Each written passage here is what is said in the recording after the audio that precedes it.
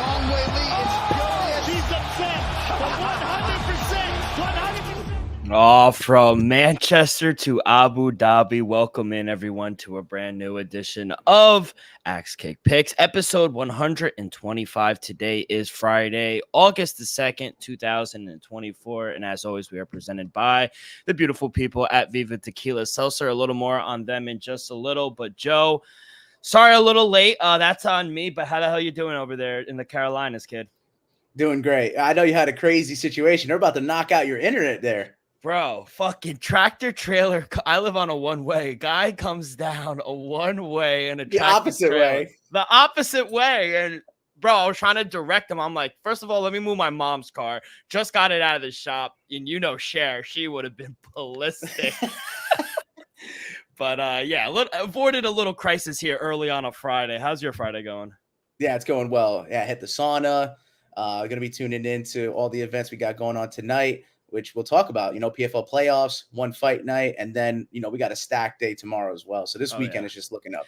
Yeah, and that's on us. I thought I read the date wrong. I thought, and usually PFL is on a Thursday night sometimes, and I thought I read the first, but it's actually the second. So we will start in Nashville before we head out to the desert, Abu Dhabi. But Terrence Crawford fighting in Vegas. Cannot wait for that. That's going to be a great fight. And then we'll go from Las Vegas. We'll go to a Rust Belt city, Cleveland, Ohio, baby. Yeah. For Slam. Cannot wait for that.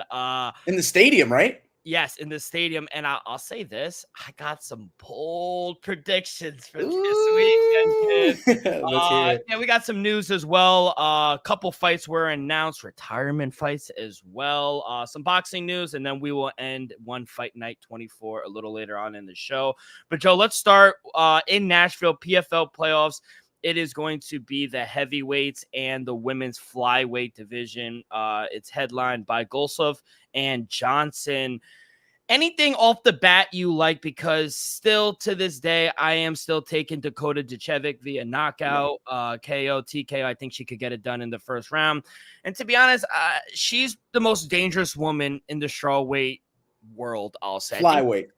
Flyweight, excuse me. I think she could I mean, she could probably cut down, and maybe she could compete with bigger girls too, because she's just that talented. She's just that talented. And I'll say this. I think, you know, she could go in there and compete with anyone in the UFC rankings, especially in that flyweight. I mean, the whole top 5, top 6, you know, Erin Blanchfield, Macy Barber, Rose. I think she could compete with a lot of them.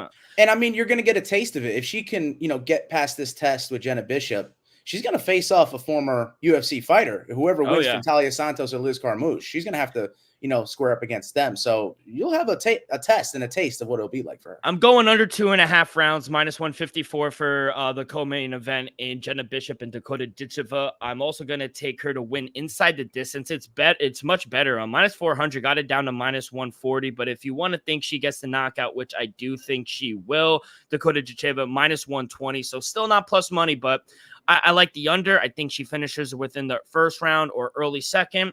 And I think she finishes her. So if you don't want to do the minus 140, I think she does knock her out at minus 120. Yeah, it's a high probability that will happen, especially if she does showcase some takedown defense, or if she's just good with the scrambles, as we saw in her last couple of outings. Because Jenna Bishop, she is a good jiu-jitsu player. And I do feel like, you know, if it does hit the mat, I think there's a couple tricks of Jenna Bishop's sleeve that may, you know, put a couple speed bumps in the game for Decheva, because, you know, she wants to get that finish, but something's telling me that this fight could go all 3 rounds and go to the judges' scorecard. Something that's kind of, you know, not as exciting as what we would expect. But I'm telling you, Jenna Bishop isn't live, because I would definitely put the bet, which I do have, straight up on Dakota Dacheva. But I just feel like, you know, if it does turn out to have some grappling exchanges, Jenna Bishop can certainly hold her own and maybe present some problems there for her. But yeah, I'm with Dakota. Danger Dacheva. Yeah, minus 400. I'll play her straight up. I really don't mind, you know, laying that for her. You're never going to find her at minus 400. It's always minus 2,000 and up. So to see this kind of odds, I'd just take it straight up. At Jenna Bishop at plus 300, I think that's the best. No, I see plus 340. So shop around. 340s. Yeah. You think there's any value? I mean, the odds maker, that's their job. They're trying to get two-way action. No, because I feel like Dacheva in those situations is going to be too slippery. She's going to be too slick to not wind up in bad spots to let Jenna Bishop play her game. So though it may wind up there and it may get drug out a little bit, I think Ditcheva is going to have an answer for her. So I really wouldn't fade her at all. I don't think there's any value in Jenna Bishop, but I'm just saying, Dick, don't sleep on her because Jenna Bishop is game. I'm going to go down a little in the card, and you mentioned the two women, Talia Santos and Liz Carmouche. Liz Carmouche did miss weight. I'm going to take Talia Santos. I think she is the fighter, minus 355. It's a little steep. I would put her in a parlay. Yeah. I do think it goes all 3 rounds, but Santos to win by decision. I got a little early at minus 155. It's up to minus 170 right now. I still think it goes bell to bell, but I'm going to take Talia Santos. The weight cut didn't do Liz Carmouche any good, and Talia Santos is a true professional. Yeah, and I know we were making those plays on the fly on our recap episode Sunday, and I went with Liz Carmouche, and it's kind of, it's kind of making me hesitant on continuing to do so. But we saw as of late, those who have missed their weight cuts and they have weight misses, that they've had the advantage to win their fights. I think we're kind of like the most recent one I can remember, Jake Hadley, right? He missed his weight and he wound up victorious against Kyle Loughnane. So I mean, you would think that it would be signs of a bad weight cut or just a hard one, not being able to make the weight, but sometimes they just say, you know what, we're not going to cut that extra pound, we'll take the weight advantage and go into the fight. So I'm going to stay with the gorilla and take Carmouche, just based off experience being in this format and fighting as many times as she's done in a single year. Talia Santos has yet to really feel it, but she's been on a tear since joining the PFL. So I like where your head's at, but I'm gonna stay with my my gut and just take Liz Carmouche and see that we get Ditcheva and Carmouche in the final. Yeah, I think it's going to be a banging fight, regardless of who Dakota winds up. You have Ditcheva and Santos in the final. Correct. And I think that's going to be a barn burner. And we said, I think either way. Yeah, and you said we usually get Dakota around a minus 2,000, which is true. I think minus 400. I think she's going to be around the same price of whoever she fights, Liz Carmouche or Talia Santos. I think she's going to be around either a $4 or $5 fee, which is saying something about her. Oh my God! It's not saying she's the real deal. She's the real deal, and she's going to come up that as a favorite to these veterans. Yeah, it just speaks for itself. Dakota also came out in an interview with MMA Junkie. She said this was the easiest cut of her life. This upcoming one. So she looks in phenomenal shape. I want to go back. We're skipping around, but main event. The heavyweights, Dennis Golsov, huge $5 favorite. Yeah. Oddsmakers giving Timothy Johnson no shot at all. Plus 385. I see plus 400 as well. Any value here with the big man? All it takes is one shot, kid. Yeah, with the heavyweight division, it certainly does. But I mean, Dennis Golsov's been fighting. He's got double the amount of fights as Tim Johnson. And Tim Johnson is an OG of the sport. So I mean, you just look at Dennis Golsov, the shape that he's in, the ability he has as a fighter. I agree with the odds makers. I agree with a lot of the analysts as well. They all thinking that Golsov, this is his fight to lose. Tim Johnson showed up in his last one. And I think that was an upset. I don't think he can match that in this one. So yeah, I'm going to go with Golsov, minus 460. I just got to take it because, he tends to get late finishes, but he will surprise you with an early finish now and then. But sometimes he's just so dominant, he'll ride it out to the judges' scorecard. So just like the co-main event, I don't know which way to go. I just think that the favorited fighter is the right side. Yeah, 100%. I think even at 500, at minus 510, still a steep price to pay. I would go probably under 1.5 rounds. I think someone gets kind of clipped. It's at minus 140, so you're getting a little better odds. But I do think Golsov winds up finishing him. You could get him to via knockout TKO KO at plus 125. Get him down from minus 500 to plus money. I think it's worth at least a sprinkle, but I think it's a good parlay piece, like I was saying last episode. He's going to be a lot faster than Tim Johnson. Yeah. The issue is if Big Tim can put the weight on him, but I just don't see that Golsov is going to wind up in a bad spot in this one. I really don't. Yeah, no, I agree. And outside of those 3 fights, nothing really I like. Oleg Popov against Linton Vassell's on the main card as well. And so whoever comes out of the Dennis Golsov, Tim Johnson fight will fight the winner of that. Yeah, we'll fight the winner of that fight. I think Oleg Popov, he's minus 275. Taking on Linton Vassell. I've backed him. We went head to head when you had Golsov and I had Vassell. Yeah. You had that one right. And I don't think Linton Vassell really can do it here. I think Oleg Popov's on like an 11-12 fight win streak. He's just looked like an absolute stud. So I got to take the favorite again. I have all favorites except for Liz Carmouche in the main card. And I think the reason I stayed away from this fight was Vassell. He just looked gassed in his last fight, which is why I kind of faded him in the last PFL one we handicapped. So I kind of stayed away from Linton Vassell. He put a bad taste in my mouth. So I really trying to stay away from them. But kid, we are so this weekend it's in Nashville. Next weekend or maybe 2 weeks. Yeah, it's the 16th. So yeah, 2 weeks. Then they're in Hollywood, Florida, and then right after that, I got the welterweights and featherweights August 23rd at the Anthem in Washington, D.C. And I think I might take a trip down there. It's headlined by Brian Lockname and my boy Kamaka. So I like that. Dom Madge is there. Yeah, you got some fucking killers. Ray Cooper the third. Hey, quick trip wouldn't hurt you. It'll be fun. I could stay at my sister's. It's a 3-hour drive, but I mean, I got family down there, and I like the PFL, man. I really do. So that's going to be you said the one in Washington D.C. It's called it's at the Anthem. Where is it? Yeah, it's in D.C. Yeah, Washington D.C. Okay, and then the one prior to that's Hollywood, Florida. Correct. And this one is Nashville. So I have some other picks that I made for the first iteration of 2024's PFL playoffs. The featured prelim is Sergey Bilisteny. You backed him last time. I'm going to back him here. He's minus 165. I think it's fair on the money line because he fought Tyrell Fortune before, who's plus 150, and he was disqualified by dominating him. He was just landing shots to the back of the head. So I feel like he could, get that win back that he so rightfully deserved the first time around.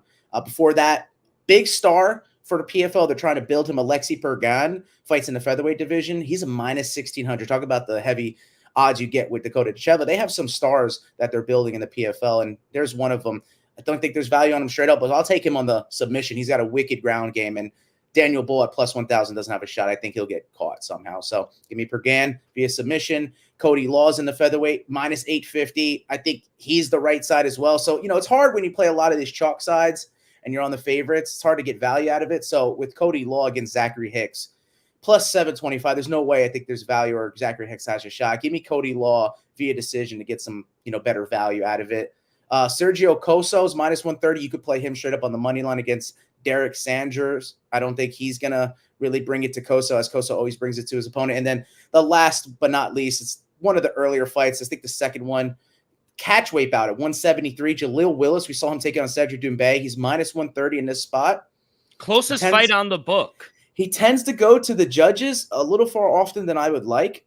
I think you see Anthony Ivy, if you look, even though he didn't have a good UFC stint, he's explosive. He can get some, finishes. And I think that's Willis's weakness, is someone who's explosive. We saw what happened when he fought Doumbé. Give me the dog. So I only got Liz Carmouche at plus 305 as a dog throughout the whole card. And then I got Anthony Ivy at plus 125. Those are my only dogs on the PFL Nashville playoff card 2024. Hey, yeah. Fuck yeah. I'm looking at Ticketmaster right now, and 160 for the fifth row, right by the I mean, not bad. I might do it, kid. I might do it. But yeah, good luck to all of them at Nashville. Gonna be tuned in. And it gets us, it's like a nice little treat before a big Saturday and Sunday for mixed martial arts. So good luck to our girl Dakota. Boy, Tim Johnson as well, kid. He's got his hands full, but Golsov, we got USA. Let's go to the desert. All 26 fighters made weight while we were asleep, which you love to see. Everyone's a professional. Right off the bat, though, Khabib will be in the corner this weekend for Umar Nurmagomedov, but yeah, kid, my first play is going to be in the Alonzo Menfield fight. All right. So whatever you got before that, early start time, which you love to see, noon Eastern prelims. Main card starts at 3 Eastern. So, hey, we'll have we might not, because we still got Terrence Crawford in SummerSlam. But regardless, it's an earlier day, kid. What do you got? Yeah, I like the fights that go on earlier in the day, as opposed to all our fellows across the pond who had to stay up till 5 a.m. to watch UFC 304 in Manchester.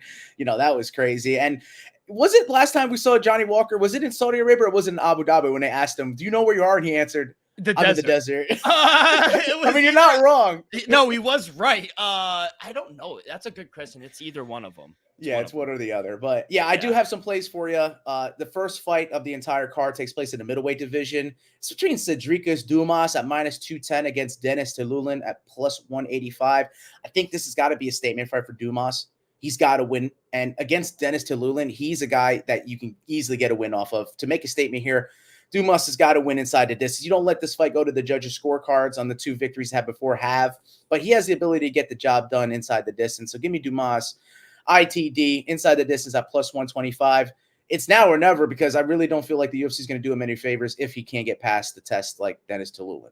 So, and the next fight is in the lightweight division. I don't have an official play, but it's between Jai Herbert at minus 160 against the Rolando Bedoya at plus 145.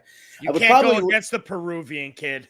Yeah, but, that's exactly why I'm out of this because, Bedoya doesn't have all the experience in the UFC, and he's lost his last 2 outings. He burned me at 288. I can't back him there. And then Jai Herbert probably be the right side, even though he's a slight favorite. There's not too much value. I don't think the juice is worth the squeeze. It's more of a toss-up in my eyes. So I just kind of wanted to stay out. But I like I said, I don't have any official plays or leans. But if you want to get value, it's probably Bedoya, but I would probably go with Herbert just based off experience. But let's move along. We'll go right into the strawweight division, the women's strawweights, and that's Victoria Dudakova at minus 165, taking on Sam Hughes at plus 155. And I think Victoria Dudakova has a lot of talent. I think we haven't really seen the full extent of her abilities. I think this is a good opportunity to showcase them. And it's also the debut of women in Abu Dhabi. So she is the first leg. I'm playing her straight up at minus 165, but she is the first leg of my girls' debut parlay. Nice. Total odds at plus 189. And I'll tell you who's the other end of that when we get to that fight. I didn't have a play on here, but I think Victoria, is that how you pronounce her name? Yeah, Victoria Dudakova. Yeah, I think she's I think she should win this. I'm not a fan of Sam Hughes at all. I think there's more ways to win for Dakota. It was just a little chalky, minus 175. Yeah. So I do understand, but good parlay piece. I sign off on that. Yeah, absolutely. And, Sam Hughes has been inconsistent, and she seems to be a little smaller for the strawweight division. Dudakova looks to be a little big, so she might have the size advantage as well. So we move on into another fight that I think is going to be entertaining, but I just don't know where to play. So once again, I don't have an official play. It's Garam Kudaletse at minus 195. Very chalky. And it's just if you don't know about Jordan Vucinic, he's plus 180. I don't know too much about the guy, but, the Cage Warriors have made posts about him. The UFC's kind of backed him and saying yeah, this kid could, show up against Garam and maybe make a statement. But I just don't know enough about him to back him. And Garam is very inconsistent. So I want to see if, if he can pass a test like this, a newcomer, Garam. If he can't, then I don't know what the UFC is going to do with him either. But, you may have a new, contender at lightweight if this kid Jordan is the real deal, as what the Cage Warriors said. But for me, I'm going to stay away from this fight. And, man, another fight. I didn't know necessarily where to lean again. I guess I don't have an official play. I'm looking at it now. I thought I did. Shamil Ghazaev, minus 225 against Dontel Mays, plus 210. I think this is a rough fight. It's probably Ghazaev. Probably closer to home. He didn't showcase too much skills in his last one. Rosenstrike had a beautiful game plan against him, just wearing him out, throwing the jab out there. King Mo, man, in his corner, I think we see a new Rosenstrike up ahead. So maybe it was that, just a jump in level. So against Dontel Mays, Ghazaev should have the advantage. I have a verdict prediction of Ghazaev getting a first-round submission because Dontel Mays gets caught in him a lot.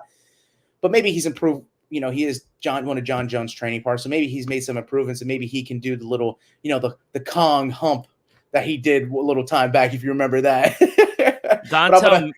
Yeah. No, I was just going to say Dontel Mays fights, I'm so off them. They're so boring. He doesn't really do anything. There's a reason why he's the underdog. And Shamil, guys, he should win this fight. You were talking about Dumas in the first fight, talking about this is a must win. I think this is a must win for Shamil, guys. Yeah. So he should win this fight. Bad loss in his last one. I think this is a good bounce back for him. So another parlay piece I kind of like. I think he should win this one. Absolutely. And hey, we got the UAE Warrior next, man. We're going to have Abu Dhabi's own, man, Muhammad Yahya in the lightweight division at plus 340 in his own backyard. That big of a dog. I got to take him here. He's taking down Kawi Fernandez at minus 360. I get it. The guy's never been finished. And, he's a good fighting Brazilian. Nova União, I think he fights out of. And, he definitely brings it. But I got to go with the dog in this spot. I got to go with the guy who's fighting for his country, fighting for his nation, fighting in a debut spot in his own backyard. I think there's value in a plus 340. He tends to finish fights on the feet, but I don't think he had a fair shake in his first outing. So I think he has a chip on his shoulder, and I think he's going to come out to prove it. So give me the dog plus 340. One of the biggest on the card. I think there's a lot of value in the home dog. Do you like that? Not really. Just because I think Fernandez is the real deal. Like you said, he's never been finished. I get it. Muhammad Yahya, hometown guy, plus 300. It's enticing, but like I said, books want you to get two-way action. That's they're baiting. That's you. a way to do it. Show me plus 300. Yeah, plus 300 on the hometown kid. But I think, like we always say, Joe, there's levels to it. I think Fernandez is going to show that. So we'll see. But yeah, We'll see. Fight I'm definitely going to stay away from. Yep, and I see the featured bout of the preliminaries is in a light heavyweight division between Atomic Alonzo Menefield at plus 185, taking on Azamat Murzakanov, K Dojo's very own minus 210 New Jersey's. Are you taking the hometown guy? Oh yeah, I'm taking the favorite here, Murzakanov, minus 205. I think it's another nice parlay piece in my opinion. Menefield, he's coming off a bad knockout loss to Carlos Ulberg, and now fighting a very talented fighter in Murzakanov, who's great on the Contender Series for Dana White. He keeps getting better every fight, and I think as the fight goes on, I think he could put him away. Murzakanov straight up in a parlay, and I'm even going to sprinkle a little on him to get the KO TKO at plus 130. Jersey, stand up! Yeah, and I'm on the same boat. I got the professional. I just think he's too skillful. Menefield getting caught in the last time put a bad taste in my mouth. I think he has the ability to knock anybody out, Menefield, but man, we've seen it. He can get caught. He can get dominated on the ground.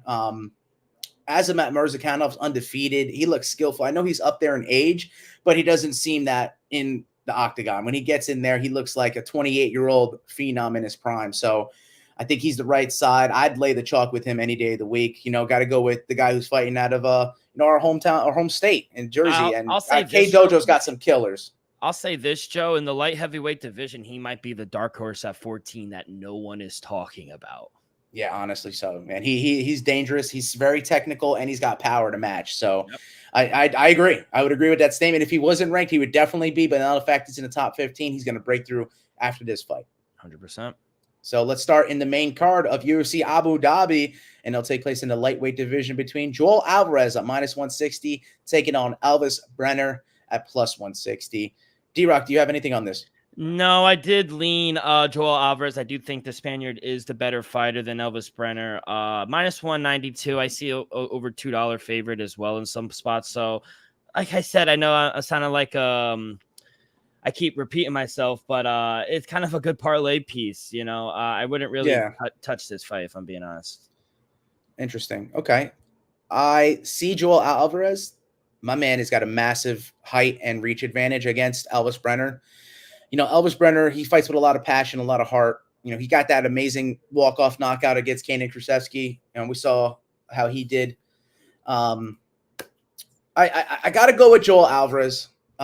He's very super smart when it comes to transitions on the ground, when it comes to getting his submissions. I don't think he's ever been submitted in his career, and he's got 17 wins via submission. That is, of course, Joel Alvarez. I mean, Brenner, of course, BJJ, he's going to have the ability to kind of deny those. But I think Joel Alvarez, with the size advantage, with, the pedigree that he offers, the fact that he can mix it up on the ground and doesn't mind, standing and trading, I think it's a good fight for both guys. But I think Joel Alvarez is rightfully the favorite. And I think the size is going to weigh heavy, especially if it does hit the mat. I feel like he could put some weight on him. And especially with the slickness, he might be able to find a submission. So I'm going to take Joel Alvarez here at minus 160 on the money line. Joe, let's get to the fucking main fight. The people's main event of the evening. And it'll take weight in the straw weight division. Mackenzie Dern, minus 125, taking on Lupi Godinez at plus 115. D-Rock, I got to hand it over to you. Who do you have in this fight? I'll say this, for the ceremonial weigh-ins yesterday, cameraman knew the assignment, kid. Good fucking job. This is an excellent fight, I think, in the women's strawweight division. I've been betting on Lupi for a while now, and she's kind of been our girl on the show. I like Lupi Godinez a lot, but Mackenzie Dern's been my favorite girl forever. I mean, this honestly, though, is a coin flip fight, in my opinion. I'm going to take Dern here one last time, minus 117. I think she's better on the ground. She could get a submission anytime she wants. She's back working with Jason Perillo, which I think is what she needed. I never understood why she left him in the first place. I think her striking has improved. And if she can stay calm and not be so fucking reckless on the feet, I think she has a shot here versus Lupi Godinez. And But honestly, it wouldn't surprise me if Lupi Godinez goes out there, out wrestles her, and maybe outstrikes her as well, because she's a lot less reckless than Mackenzie Dern. So wouldn't surprise me if Lupi Godinez won. I like both of them. This was a hard pick to make, but I got to go with my girl, Mackenzie Dern. Minus 117. Yeah. I had Lupita as my most improved fighter last year. She looked like she was improving steadily, and then the start of 2024, it came down. So this is a chance to redeem herself, but it's also a chance for Mackenzie Dern to redeem herself as well. I like this fight as you do. Dern's on a 2-fight losing streak, but Lupi, the one she took on last time, she lost against who is probably going to be the next title challenger in Virna Jandiroba. So, I mean, does that say that, that's a good loss for Lupi Godinez, and it's just a little hiccup in her path? Or, is Mackenzie Dern going to be able to, right the wrongs of her past and be able to get in there and mix it up? She can't fall in love with her striking here and stand up with Lupi, because I do feel like Lupi's going to have the better boxing. And when it comes to the wrestling, you said it, Lupi's going to have the takedown advantage. But where it all changes is when it hits the mat. Yeah. Mackenzie Dern is a savant when it comes to jiu-jitsu. Her ability to find a submission anywhere is second to none. She's one of the best players we've ever seen in history. So that's always on the table. I got to go with Mackenzie Dern. I got to go with our girl. I think she has made improvements in her striking. As you said, she left Jason Perillo. It's probably just to experiment, try to see different aspects, get different looks, spar with different people. But she's back home, and she may feel more comfortable now. And she had a lot going on, and now that her life seems to be more stable, we talked about it. We said maybe she had stepped away. The fact that she did that and has come back stronger, I feel like she can prove it in this fight. So be careful it hits the mat. I got to go with Mackenzie Dern because I'm expecting a submission sometime within the first or second round. If Lupi can't really kind of piece her up on the feet and does resort to the takedown, she may get it, but she may also get choked and caught up with something. I'll say this, Joe. I think when she left Priscilla is when she went on her 2-fight losing streak, and I thought she became a little reckless, like as you saw in her last 2 losses. So I think it's good that she's back. And yeah, you want to kind of be, a nomad and kind of travel around. Yeah, someone you trust is in your corner, so you can kind of bring it back to neutral and not have to kind of. But he's one of the best striking coaches in the world, so it was just odd that she left him in the beginning. Understood. So, yeah, I like the improvement. So, yeah, give us Mackenzie Dern. Grass is not greener on the other side. It's green where you water it. Trust me, I've learned that the hard way, kid. This fight will take place in the welterweight division. And my boy, I don't know. Is this the last ride? No, he said it's not. He said, I don't care what Dana White says. I'm with you, my boy. El Cucuy, Tony Ferguson, plus 450. Take it on the Maverick, Michael Chiesa, minus 550. I don't think in any world I would put Michael Chiesa as a minus 550 favorite. I get it. Yeah, he's going against Tony Ferguson, who hasn't looked good. 7 straight losses. Will he make it 8? We don't know. But I just don't see Michael being a minus 500 against anybody. I mean, I really don't. I mean, your game is to, go in there, land a takedown and get some submissions. And you've had that happen twice in a row to you now and not look good in either outing. And as much as Tony hasn't looked good and looked the part, he's been nothing but focused on being a fighter and trying to become champion again. And maybe that's some delusion, and maybe you should have some balance to understand that maybe you're not there yet. But it seems that Chiesa's moved on to the booth, right? Like he's an analyst now. He has other ways to make a living for himself in his life. So it's not that this is the end all be all for him. Tony Ferguson's kind of making it that way. I've never really faded a Tony Ferguson in this type of spot. And I'm not going to again. I got to take Tony Ferguson at plus 450. I took the plus 340 with the value before. If you think I was going to go with the value on my boy Blades and Shades, Tony El Cucuy Ferguson in this spot, you got me all the way fucked up. I got Tony Ferguson plus 450. Maybe Michael Chiesa can make me swallow my words, but I ain't fading my boy. Tony Ferguson and BJ Penn have the longest active losing streak in the UFC at 7. Can he make it 8 tomorrow night? I'm surprised. I'll say this. I'm surprised Tony, he isn't backing down. He said, I feel fine. Like, I'm good. Like, I don't really care about retiring. He's not walking away. And I wish I could get there. I took it last time, and, I did think he fought better than recently, but he still lost. I can't take him here, even at this huge number. I just think Chiesa, he will have the size advantage against Tony. I feel like Tony's small for 170. They both fought at 155, though. Yeah, but Michael Chiesa is a bigger guy. I'm probably not gonna play it, but if you were able to play this, if you want to play this fight to get value, I probably would take Michael Chiesa via submission at plus 145. He has submission wins, and I think when it gets down to the floor, he's just gonna overpower Tony Ferguson. So I would take Michael Chiesa via submission at plus 125. Wow. Okay. May the best man win. Yeah. So we go into the featured bout of UFC Abu Dhabi, and honestly, I know he looked bad on the scales, but I think this could go for fight of the night, to be honest with you. If he regenerates well, is not as depleted. In the bantamweight division, Marlon Chito Vera, plus 150 is taking on Davison Figueiredo at minus 165. D-Rock, I'll hand it off to you. Give me your thoughts on this featured bout. Yeah, Joe, I still hear the sound of Sean's knee that hit Chito in his last fight. Jesus Christ, that was loud. I mean, I actually like Chito Vera. I met him. He's a really good guy. Yeah. I like him as a fighter, but I don't like him in this spot. I think this is a great fight for Davison Figueiredo. Chito, he's been out grappled before for 3 rounds and he had no answer. He's honestly a better 5-round fighter because of how slow he starts. I love Figueiredo here. This is my favorite fight of the night. It's my favorite play. Minus 142. It's my lock of the weekend. Give me Davison Figueiredo. I think he does exactly what he did to Cody No Chin Garbrandt. He's just going to out wrestle him. He's just going to dominate him for 3 rounds. Give me Figueiredo. Amazing. Yeah. I got Figgy as well. We're on the same side as there. I didn't like what I saw from Chito being so depleted at the scale. He had to cut his air to make the weight. Figgy just looked cool, calm, and collected with the shades on, just like a breeze, just like another day in the office, Figgy's rise in the 135-pound division has been something to see. He did that to Cody Garbrandt, and if he does something like that to Marlon Vera, man, I mean, I don't know if you can grant him a title shot off a win like this, but, I mean, he might be one fight away. If Figueiredo beats Marlon Chito Vera, be honest with you, I think if not a title shot, he is one more fight away, maybe with another title contender. So he's right there. And I think he's on a path. He's seen healthy. 135 seems a better way. He's carried over well.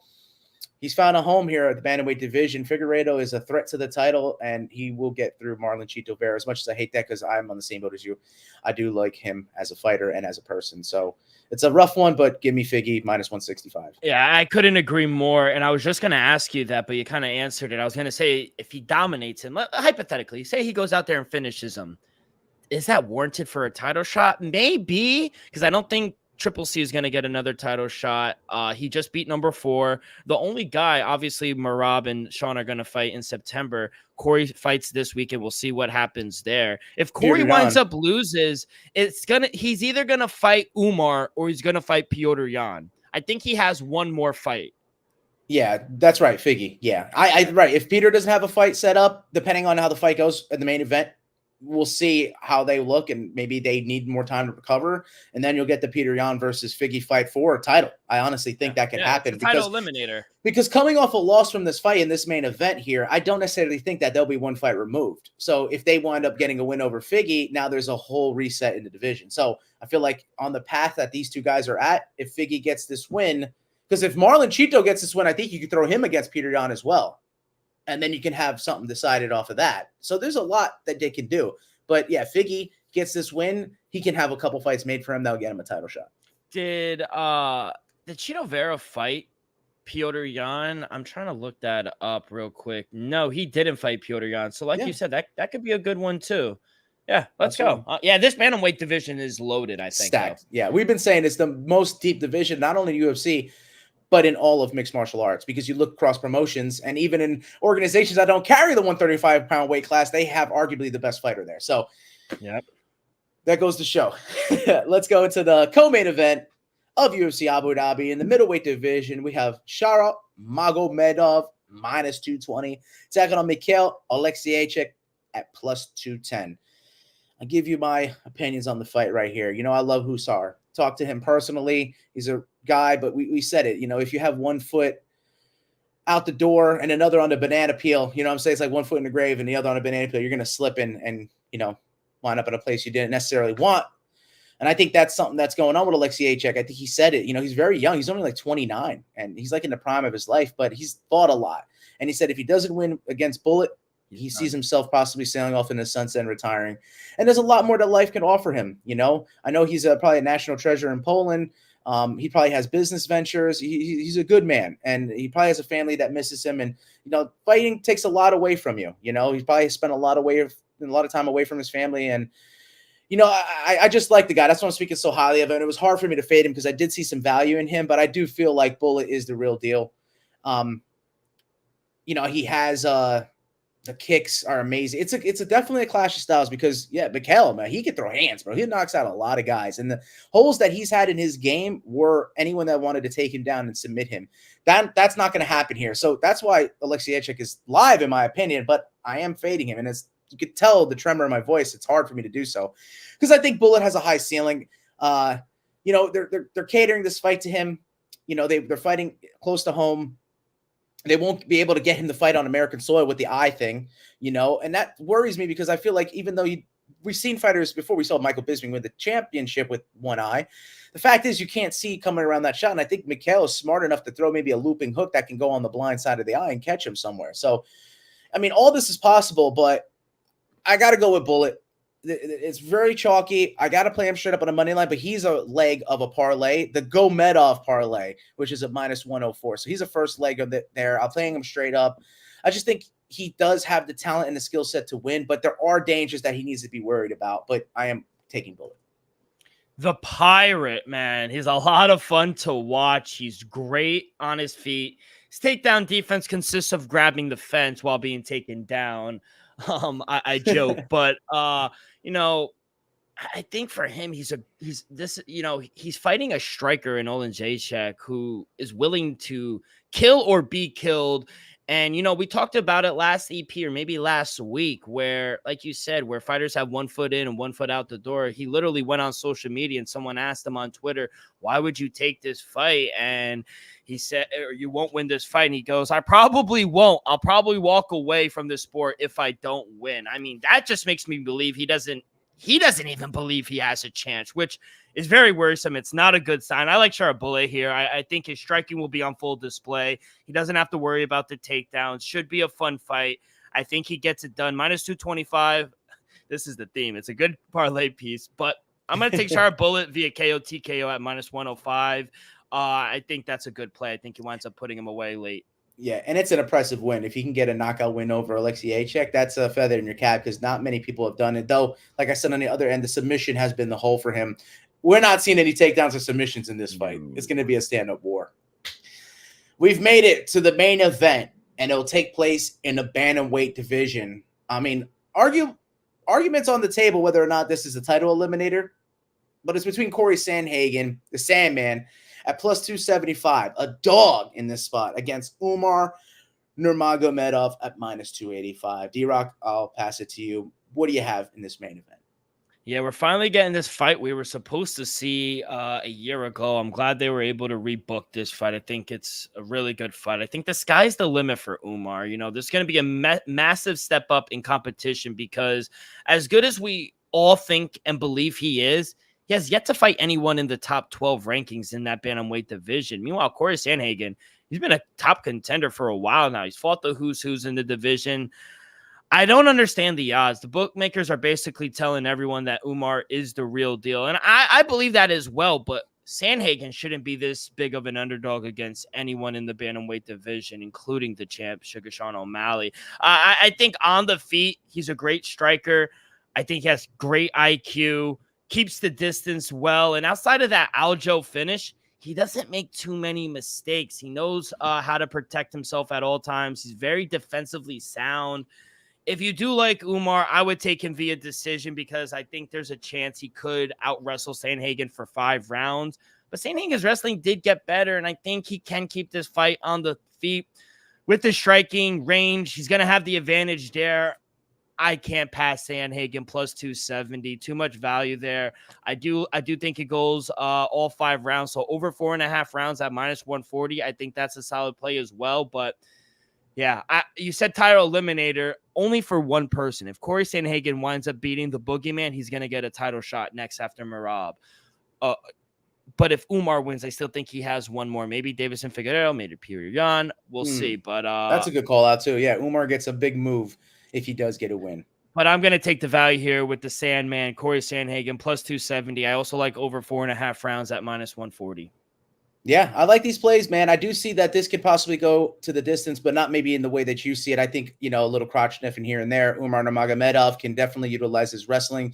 Dagestani wrestling, we just saw what the Dagestani wrestling did for Bilal Muhammad in his championship bout literally a week ago. So imagine that now on a guy, Corey Sandhagen. I know you said he improved, but he does struggle against wrestling. And if you see the losses he has, they're kind of they're rough losses, I mean, the win over Chito Vera was a split decision win. That wasn't the greatest win in his career. And the losses, he's lost to all former champions. DJ Dillashaw, you said the Aljo lost, Peter Yan lost. Those are all champions. So he can't seem to get past the champions. Real quick, I'll say on the Chito one, we all know that was bullshit. Chito Vera didn't win a round in that fight. So for a judge to do that, I think that's kind of crazy. But I agree. Yeah, absolutely. But, It's a very tough fight for both guys. Stylistically, Corey Sandhagen does have some slick jiu-jitsu. I know he got caught there, but he's also had, submissions of his own. His awkwardness, his unorthodox striking technique is what's going to get him to the promised land in this one. If he can deny those takedown attempts and, deny clinches or maybe be dangerous in clinches situations, yeah, he's going to have an advantage here. But I just think that, a lot of the times in these fights, it comes to getting some sort of clinch, some sort of defense to the back to the fence. Something's going to happen where Umar's going to get his hands on Corey and grab him, and that's the end all be all of it. And it can happen each and every round. I just don't think there's a defense for that in this spot. And though there's not much value in taking him straight up on the money line, that's what I'm going to do. Taking Umar Nurmagomedov straight up, but he is the final leg of my second parlay, the Go Medov parlay. You got Sharabullet Magomedov, and then Umar Nurmagomedov. So go Medov. Minus 104 for the both of them on the parlay. And then I failed to mention Mackenzie Dern, obviously, was the second leg of my girls' debut parlay with Victoria Dudikova. That is better odds at plus 189. Let's fucking go, Joe. We're on some opposite sides, but I like that. Yeah, I think it's some same size as well. I think it's a good balance this weekend for the UFC. 100%. Well, good luck tonight. Good luck tomorrow. We'll start the day in Abu Dhabi. But before we get to some boxing into SummerSlam, a quick word from our sponsor. We are brought to you each and every episode by the great people over at Viva Tequila Seltzer, the most refreshing hard seltzer on the market. There's no wonder why Viva was voted #1 hard seltzer in the world by San Francisco World Spirit Competition. They also have a new flavor, coconut, as well. So go over on their website, check it out, see if they have it in your local liquor stores as well. Light, 4.5 ABV, only 88 calories, 0 carbs, 0 sugar. Viva is the perfect drink for your post-game celebration, as it was created with that active lifestyle in mind. We flavor tequila seltzer because flavor is the spice of life, and we like our drinks with just a kick, just like how we like our lives. Whether it's Huckleberry playing a round of golf with the boys or a coconut watching Corey Sandhagen shock the world, it doesn't matter. Our favorites pair perfectly with that Artisanal Blanco tequila for that subtle and refreshing drink. Our belief here at Axe Cake Picks and at Viva is to live long, live well, and live it up. All right, Joe, let's go on over. Back in the States, we will take care of Madrimov. Oh, I think I got that. Madrimov. Yes, let's fucking go. I'm getting better. Madrimov taking on Bud Crawford in LA. Heavy favorite. He's a minus 750 favorite. Plus 475 for the underdog. I'll let you start it off, kid. Bud Crawford, arguably one of the best pound-for-pound fighters in the world. How does he get it done tomorrow night? Yeah, a lot of fights taking place on this card, and it's a really good, fun card to tune into. So definitely dual screen everything, for tonight and for tomorrow. Real season too, and enjoy exactly. But for the Terrence Bud Crawford fight, taking on Israel Madrimov, I thought Madrimov was dropping down. No, it's Bud Crawford who's going up and challenging Madrimov for his titles. Of course. So I found that to be interesting. I mean, Terrence Bud Crawford's going for that #1 spot again, and he's definitely going to be a tricky out for Madrimov. Madrimov is going to have to, I think, go for the kill here, and that's just not something that I see. He has finishes in his career. But, we talked about levels. We talked about, seeing one level of competition and jumping into the next. And, man, going to take on Bud Crawford, that is just a massive, massive jump. So I think Madrimov being a bigger guy per se will pose some, stylistic advantages, may pose some trouble for Bud Crawford, but I feel like he is such, so smart IQ wise, and his ability to cut corners in there and cut angles in the ring. It makes me pause to think that Bud's the right side, but how does he get it done? And as you ask me, how does he do so? I think he's going to get it done in the judges' scorecards. I think whether unanimously, or majority. I don't think this is close to being a split. I don't think Madrimov's going to have the technical prowess, even though he has a good, amateur background, a good Olympic background, and now he's a champion in the professional level. I just feel like Bud's been there, been ranked, been the champion, done everything that Madrimov, and then outdone him.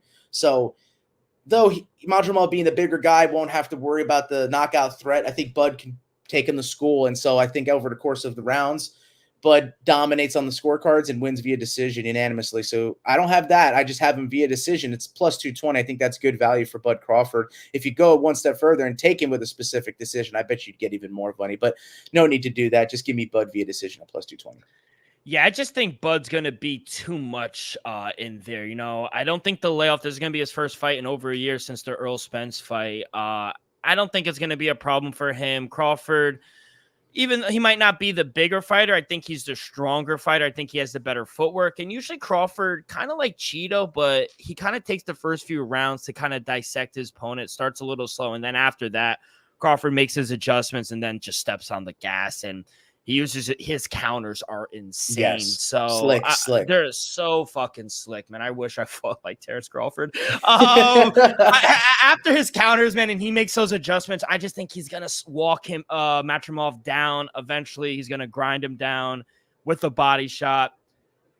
Give me Bud Crawford via KO at minus 135. He's gonna score his 11th straight knockout win. Let's go, Bud. And if he makes a statement like this, goes up in weight class, I don't think I know everyone loves to put it, and let's make a mental note here for recap. We'll give our pound for pound rankings because if he winds up winning by knockout, I know everyone wants to put the heavyweight. He's the baddest man on the planet, Usyk #1, and I think there's an argument there. But if Bud Crawford goes out this weekend and knocks him out, he's pound for pound #1 in my book. Yeah. I agree. Yeah, being there as long as he have, and then constantly always with other people proving himself, always having to outprove them. I think he would deserve a #1 spot. He would have fought most recently, a case of what have you done for Regency bias? What have you done for me lately? And how good he's looked. So yeah, I think when it comes down, if you had Bud Crawford or not anyway, the size of Usyk, I think those are great fights, and I think they'd all be able to compete with their technical capability. So yeah, I like that. I like that overall. Andy Ruiz is fighting on this card as well. Is it this card? It has to be this card. It has to be this card. Yeah. Yeah. I have a play for that as well. Yeah, take it away before we get to SummerSlam. Jarrell Big Baby Miller, plus 280. He's a dog and he could get knockouts himself, but I think Andy Ruiz is the destroyer for a reason.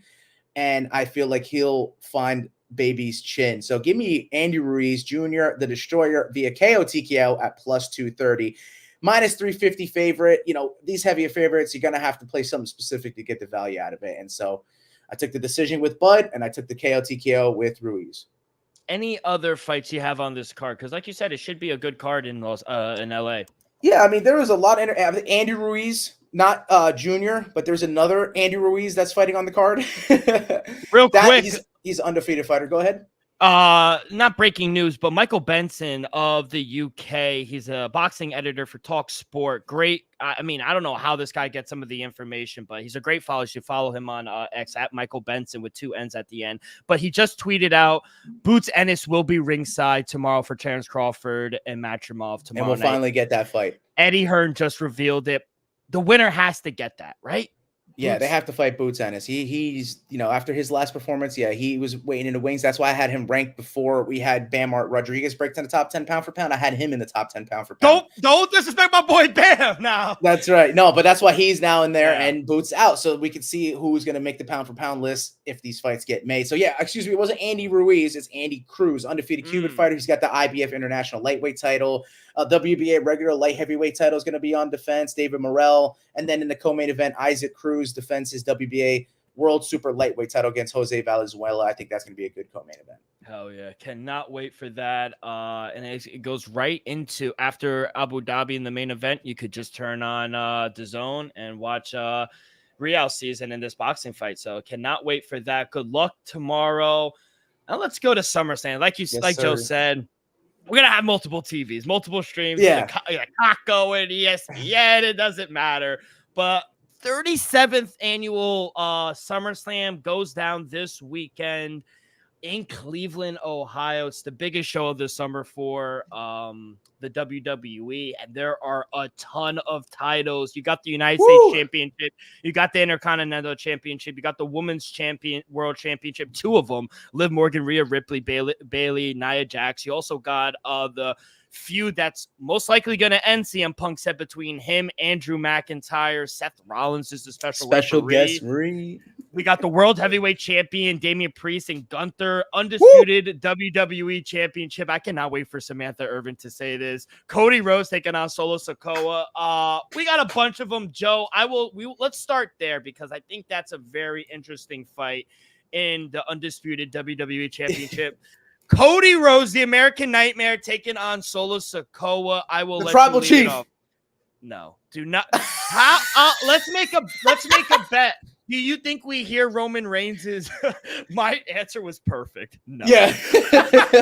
Do you think we hear Roman Reigns? I don't know, bro. I don't know what to think of that. It would have to be here or Survivor Series, right? It has to be one of them.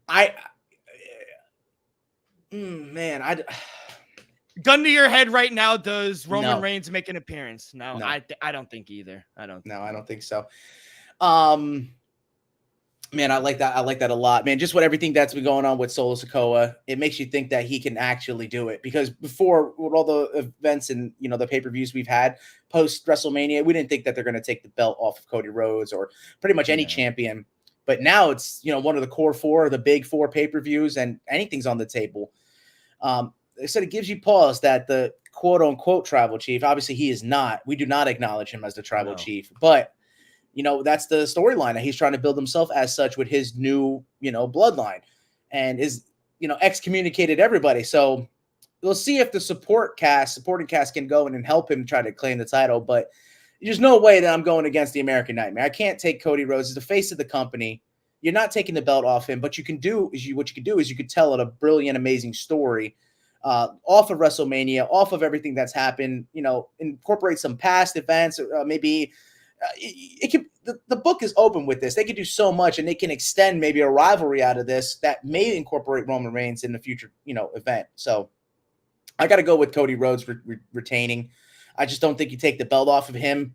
Of course, getting a heel to be champion is good for business, but I just don't think this is the time or place. I think a win in SummerSlam for Cody Rhodes is needed, and I don't think he has one before. So yeah, you got to get Cody Rhodes for a SummerSlam win. 100%. Bloodline 2.0 rejuvenated by the addition of Jacob Fatua. I mean, he's the real deal. I'll say that. Savage, I don't think Solo Sikoa is ready to be WWE champion. That is another reason.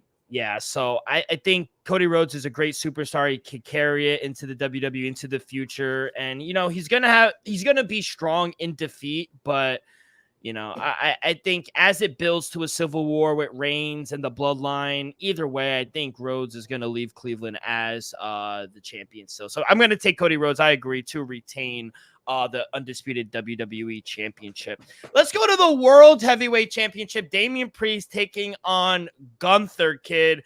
Do we have another one that retains or and new? Oh, man. Damian Priest has been, leading the charge, trying to do it on his own.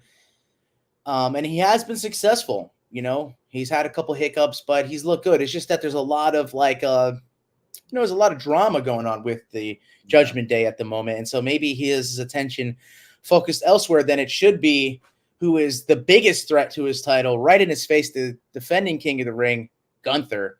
The Ring General is going to win the World Heavyweight Championship. You can't fade this man at this moment in time. I think a disqualification is how Priest could retain, but I would take a bet on Gunther just based off his excellence.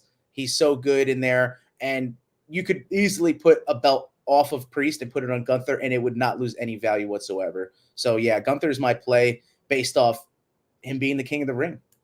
Yeah, I just don't think, Gunther's entire stick has been about restoring prestige to wrestling and to its top champions, and Damian Priest, he's managed to get more over than any time during his title run, thanks to Gunther running him down, not only as champion, but as a person either. So Priest never really has managed to feel like, I hate to be disrespectful, but like quote unquote the guy. So it's possible WWE tries to stretch this out, maybe do another event or two, but this feels like the right time. It's one of the biggest events in the summer, like I mentioned, to move the belt off of Priest. He really doesn't have a firm place as a face or heel. I think Gunther is the guy. He was a great champion to begin with. I think they give back a belt. So, yeah, I'm going to take Gunther to win the World Heavyweight Championship. I was going to save this fight to the end because I think it's the best fight between CM Punk and Drew McIntyre. Yeah. So I'm going to skip that. Let's go to the World's Women's Championship with our girl Liv Morgan defending her belt against Mommy and Rhea Ripley. Who do you got? And do you think we see Dom there? Yes, of course we're going to see Dom there, but Liv Morgan's going to get her head beaten. Rhea Ripley's going to win this and get her belt back. She returned so soon from injury. We talked about it. Remember when we saw it live right after it was right off of WrestleMania and Rhea Ripley won, beat Becky Lynch? We were like, yo, Liv Morgan hit her and actually hurt. I said it right. We saw it live together. I was like, yo, she actually is hurt. It's like, I was like legit, like live. She just got hurt. Like she is hurt right now. And it turned out it was true. And Liv Morgan was the rightful heir to the title. She's getting it all back. Rhea Ripley is going to beat her ass and may very well injure her this time around. So give me Rhea Ripley to get her title back. It's another and new. And still, Liv Morgan. Stop! Rhea Ripley coming back from injury and immediately beating Liv Morgan felt like too cheap, in my opinion, of a story to go with. It wasn't a true storyline that was believable. I think the whole thing with Mysterio finally snapped.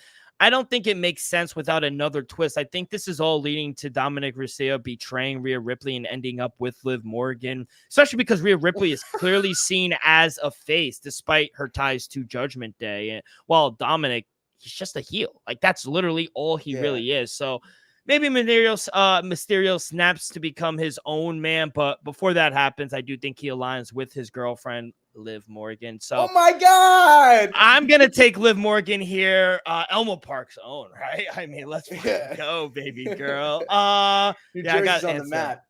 Let's go. Yeah, Jersey getting a lot of love here on the show today. Let's go to the other WWE Women's World Championship. Bayley defending her championship belt against Nia Jax. Damn, it's a big test for Bayley. No pun intended. No, literal big test. And the Irresistible Force is an absolute threat, but they have history with one another.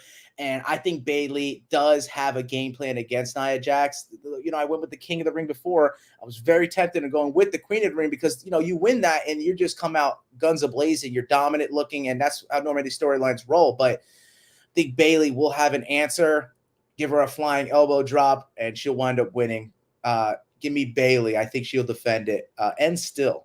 Yeah, and still as well, I'm not this show, I'm not the biggest Bayley fan, but her reign as champion really hasn't set the world on fire. But Nia Jax winning the title isn't really that exciting either. No disrespect to Nia Jax. It just feels like the title is being kept worn for Money in the Bank winner Tiffy Stratton. Ooh. So normally this would be the perfect opportunity for Stratton to cash in her Money in the Bank briefcase, but the woman's briefcase has a history of painful short cash in. So I expect her to be, I'm going to let her be patient a little, but Bayley should go over in David versus Goliath matchup kind of scenario and, win and retain her belt. So I agree. I'm going to take Bayley, but not for long. Could create a lot of heat if Nia Jax wins. That's for sure. 100%. But watch out, Tiffany Stratton is coming very quick. Let's go to the Intercontinental Championship. Triple threat. Is it? I think it's a triple threat. I see Sami Zayn versus Braun Breaker versus Ilya Dragunov. Oh, shit. I do not see that. Okay. I thought it was just Sami Zayn versus Braun Breaker. It doesn't matter, though. Breaker and new. Give me Braun Breaker. Wow. No, go ahead. Go ahead. No, I was just saying, I think he has the aura that can be manufactured no matter how much the WWE loves to just speak these things into existence. Having Sami Zayn retain in their first meeting, that was cool, but Breakker needs to win the title. He needs to. He's simply undeniable, or should be. And at this point, another loss would just be the wrong move, I think, for the character development for Bron Breakker. And Sami Zayn, you know, he had a good run. I love Sami Zayn as a person, as a wrestler. I think he's come a very long way. Shout out Canada. But I also think he'll be great without the title as well, which he has been most of his career. Bron Breakker is the real deal. Give me and new Bron Breakker. I love that. I'm so glad you went with it. But the fact that, see, I was gonna go with Bron Breakker if it was a one-on-one, because they, you know, faced off one time. He could have won at Money in the Bank and fell short. But man, Bron Breakker is just an absolute force to be reckoned with in the WWE right now. But I just feel like Sami Zayn's in a lucky spot, being that it's a triple threat. You can have Bron Breakker and Ilya Dragunov, who have history with one another, kind of beat each other up, beat each other to a pulp, and Sami Zayn sneak in and get a victory, which, you know, is kind of like a, you know, heelish thing to do. But in this situation, like I said, they have history. Let them get their history out, and then you come in when the time is right, and you can defend your title. So I have, and still, Sami Zayn based off Bron Breakker and Ilya Dragunov beating the ever-living crap out of one another, and Sami Zayn having a little more energy than the other. Low key, this might be fight of the night. I mean, this might be. I mean, there's going to be for the U.S. title. Are going to fucking break. No, the triple threat match for the Intercontinental. Okay. Yeah. I think that's going to be a barn burner. But let's go to the United States Championship. Champion Logan Paul will take on LA Knight. Yeah.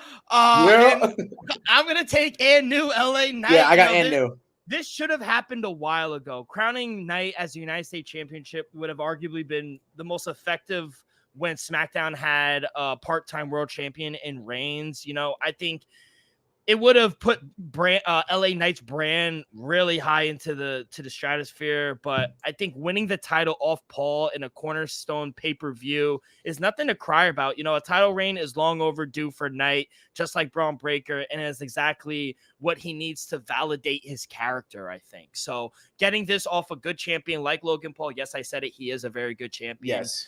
I'm going to take LA Knight. I just think this is his time. Yeah. Wow, man. You know, and if you know, where is this again? This is in Cleveland, Ohio. Whose hometown is it? Logan Paul. Yeah, bro. So, I mean, the cards are stacked against LA Knight, but the crowd is going to be with LA Knight. Surprisingly so, right? You know, hometown guy. Yeah. He's a heel. He's playing the heel the whole way, Logan Paul is. And I think the crowd's going to be with LA Knight. They want him to be the champion. He rightfully deserves to be a champion, you know, full-time wrestler. I think the WWE kept the belt on Logan Paul, you know, for marketing, advertising, getting Prime as the official sponsor drink, you know, him being able to go around with the belt, having, you know, showing up to the boxing events for his brother with the belt, you know, doing all stuff for the WWE, with the belt, with Prime, with everything. The buck stops here. It's LA's Knight's time to be the champion. It's like you said, it's long overdue, and he'll get it in his own. He'll get it in Logan Paul's own backyard. So, I think he has already beaten him too. I mean, the storyline between the two have been fantastic as well. It's been fun. So that's why when you said that this was going to be like fight of the night, I thought you said that. I thought you were going with the United States Championship, because I think there's bad blood between the two, and that could also be fight of the night, in my opinion, for the U.S. title. And let's go to the last fight, which I think is the best fight on the card. CM Punk taking on Drew McIntyre, special guest referee, and Seth Rollins. Freaking Rollins. I mean, Joe, I'll start because I really don't want to be influenced by what you say, because sometimes I can be. And candidly, I have no idea how this match is going to play. Bro. The simplest way for the WWE to extend the feud is for Punk to retain or to run McIntyre over again or ruin his chance. But McIntyre really needs to get this one over Punk. Punk came out this weekend, said the rivalry is going to end at SummerSlam. Rollins, you know, being a special guest referee, I think complicates the fight, and Rollins has an issue with both men. He's illustrated that, you know, the match suggests that the WWE will pivot to like a feud involving the three of them. Not knowing where the WWE is going to take this story, and considering we may not immediately get a Punk and Drew McIntyre rematch, I wanted the best in the world to win. I really do, but my brain is telling me I think Drew McIntyre gets his revenge, perhaps due to some friction or miscommunication between Punk and Rollins. It's only appropriate that Punk gets screwed over, honestly. As much as I love him, and out of the three, I think CM Punk is my favorite wrestler out of the three.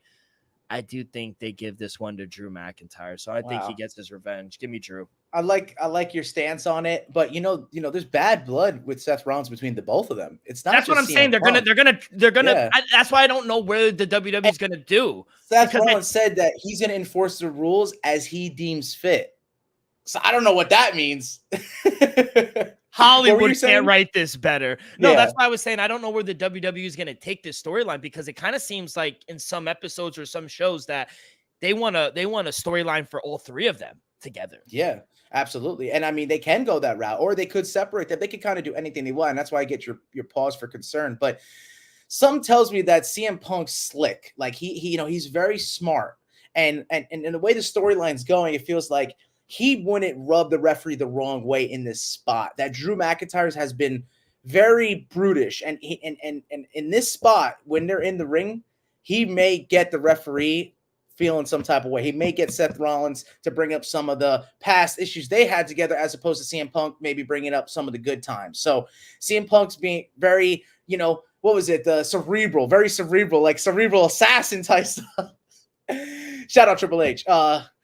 I am going with CM Punk. I'm going with your boy, the best in the world. I think that he may find himself fighting in favor of Seth Rollins. That's really the deciding factor here. Is it Seth Rollins going to favor more? And I think that it's a perfect match. If CM Punk isn't completely there yet, healthy-wise, perfect way to get Rollins actually involved into the match and make this match a little more entertaining for CM Punk is have McIntyre wrestle a little bit with Rollins. And so CM Punk doesn't have to work all too much, doesn't have to risk as much injury, and can still wind up being victorious if McIntyre does something to Rollins and vice versa. So, yeah, I'm with CM Punk. I'm on the opposite side. I'm surprised you faded your boy. Yeah, I am too. My heart was telling me to take CM Punk, but then my mind was telling me Drew. So I'm gonna stay away from the heart. It's got my mind telling me no. My body's. All right, kid. Thank you so much. Hopefully, SummerSlam is a good one. I doubt it will fall flat on its face. Let's get into some news before we get up out of here. A couple fights were announced. Let's start with 307. 4 fights were announced for 307, October 5th in Salt Lake City. Chris Curtis taking on Kevin Holland. Jose Aldo makes his return. King of Rio is taking on Mario Batista, Son O'Malley's. Wow. That's a big fight. Kayla Harrison, the Olympian, will take on Kathleen Varela. Where?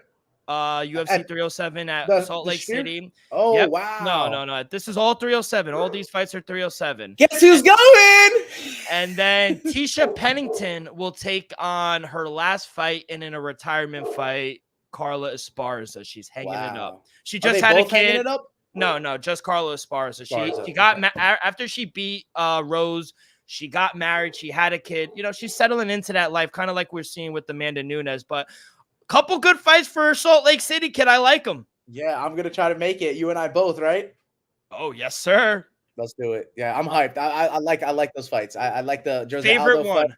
Mario Batista, I think the most. Yeah, I like that one. See if Jose Aldo still wants it and still is in it. If he can win over Mario Batista, I mean, he's right in the top 15. So why not? The Kayla Harrison taking on the Kathleen Varela. That's the number 2 bantamweight taking on Kayla Harrison, number 3. Title eliminator, correct? I think so. I would say. Yeah, 135. Yeah, there's not much going on. And we talked about it. We want Kayla to get that title. We thought it would have been right off of that win, but one more and she'll have it. October 12th, fight night, headlined by Brandon Royval taking on Tassaro Taira. Wow. UFC Vegas 98th flyweight main event, 5 rounds, October 12th. Also on that card, Josh Frem and Abdel Razak Al-Hassana both fought at UFC Denver, surprisingly. Yeah, that's an absolute title eliminator because no more Muhammad Mokaev. He is completely removed from the rankings. He is no longer with the UFC. And my future ticket is up in flames. Yeah. and Tesoro Tayo is going to be the new champion. We also have Honestly. they're rebooking it. The Iron Turtle, Jung Young Park taking on Brad Tavares October I'm glad 12th they did that. as well. You like this fight card? You like the main event? Yeah, that's a fun. Yeah, that's an exciting one. Yeah, title limiter, absolutely. And yeah, I like the month of October. It's shaping up to be real fun. I really want to make it for my birthday to Abu Dhabi, and I wouldn't mind going to Utah to see Salt Lake. 2 pay-per-views in 1 month. Oh, and then October 19th, we also have a UFC event. October 19th, Charles Johnson. This man fucking loves to fight. He's gonna take on Sumu Darji. Great fight there. And Robust de Spain taking on Austin Lane. Wow. I think it's a good bounce back fight for de Spain. Yeah, he should be favored heavily. Should find his way, stand up battle. Guy is not going to really want to incorporate wrestling unless he's smart. Maybe he does. And then maybe we see another loss for Rebellis to Spain and we see an absolute gaping hole in his, game. Yeah.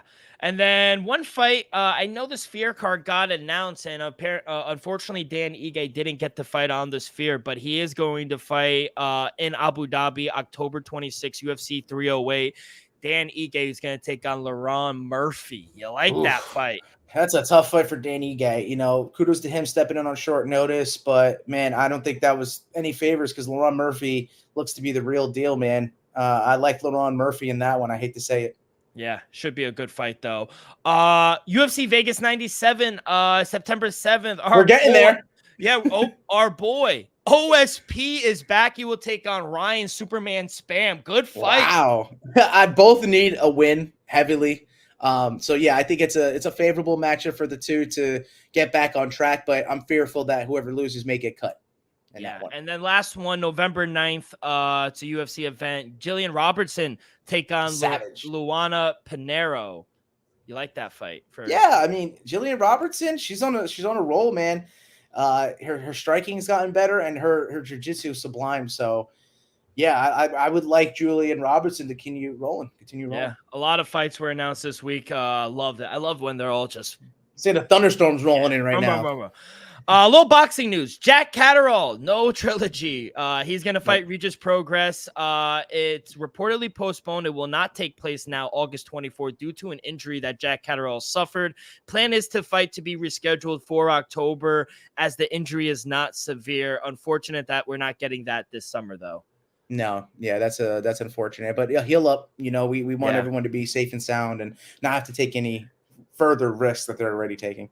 I was going to say another fighter, but I paused because I don't think this guy's a fighter. KSI, he officially confirmed that he has pulled out of his Misfits Boxing 2 vs. 1. Oh, the 2v1? Who saw that coming? Yeah, right? Due to, quote, an injury, but they haven't named the injury, which... Yeah, it's it's you know what it is, injury. Yeah, it's a Misfits, exactly. It's a vagina injury. He's a pussy. It's a self-explanatory. I'll fight KSI. But outside of that, no real news on the boxing front. I said everything for the MMA, but let's get out of here. One Fight Night 24 on Amazon. Yes. Joe, what do you got?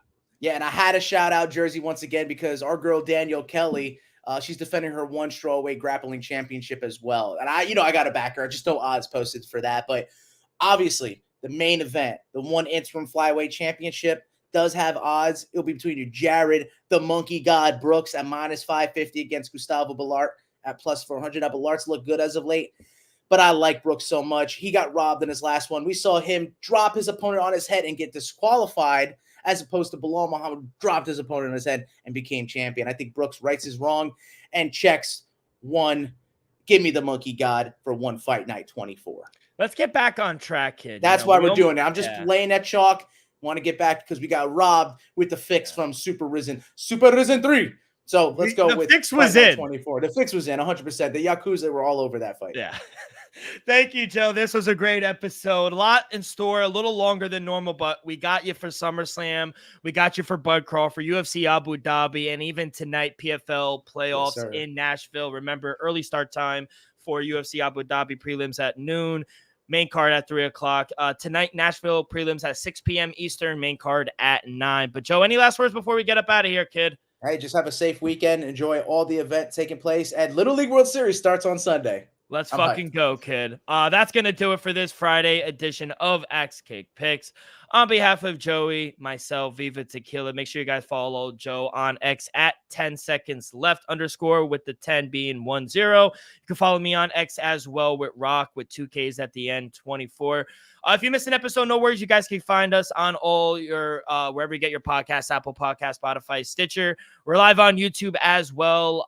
Hit that like button, subscribe, rate, all that good stuff really helps the show grow tremendously. So be a friend. Tell a friend. Everyone have a great weekend, and we will see you guys on Monday. Peace.